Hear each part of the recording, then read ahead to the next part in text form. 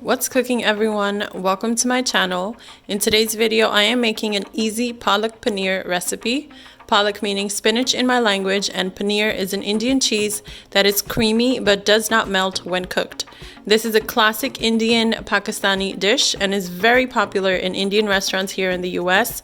So subscribe before we start the recipe, and now let's get cooking.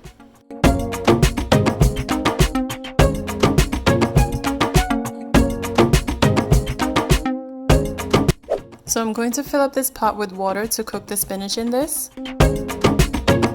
Turn on the stove to a medium-high and put the pot with the water on there. Let this come to a full boil. I'm going to be using this 16-ounce bag of baby spinach that is pre-washed. And baby spinach cooks pretty quickly because the leaves are much thinner. Then once the water is coming to a rolling boil, add in the spinach a few handfuls at a time. I'm not going to dump the whole bag in here. First of all, it's not going to fit. And secondly, I want to let the spinach wilt a bit before I add the rest of it. So keep doing this, and we're not going to let this cook really. I'm just blanching it, which will help the spinach retain its green color. Let this blanch for about 5 minutes, but not more than that. Once it is all blanched, you can transfer into a blender and blend it till it is smooth. I completely forgot to film the blending part, so here is my blended spinach that looks so green and smooth. Set this aside for now. For the curry part of it, I have 1 medium onion and 6 cloves of garlic in my little food processor here. I'm going to add a splash of water to make a paste out of this. I do this step most times I'm making Indian or Pakistani food to ensure a smoother masala or curry.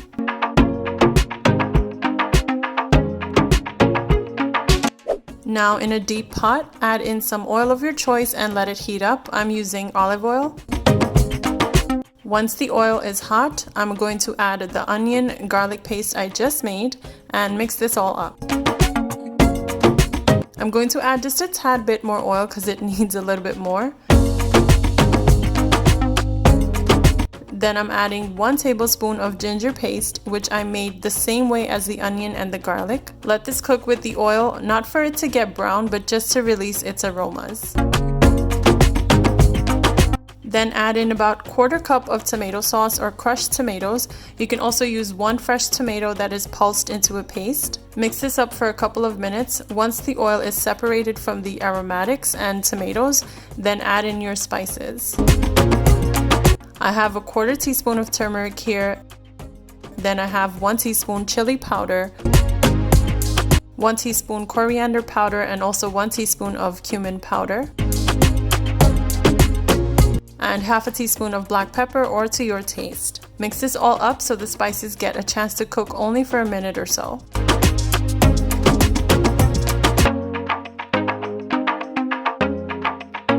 Now you can see the oil has separated some more from the spices too.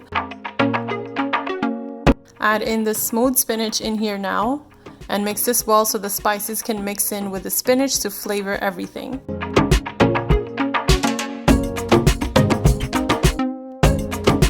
Now I'm going to add in salt to my taste. I added about 1.5 teaspoons. And then I'm mixing this again. Once you see it coming to a boil like this, lower the heat, cover this, and let it simmer for 5 minutes. After 5 minutes, add in 1/2 teaspoon of garam masala or allspice and mix this up again.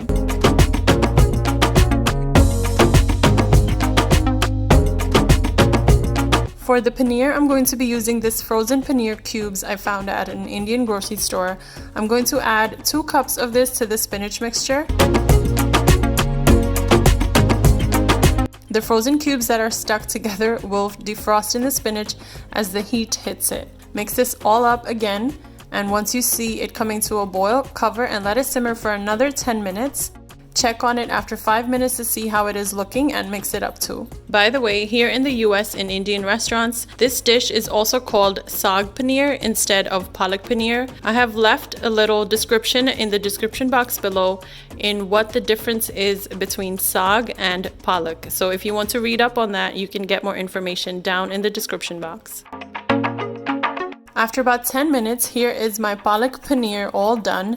You can see the smooth palak or spinach seasoned with our aromatic spices, and also the paneer cubes in there that have held their shape together.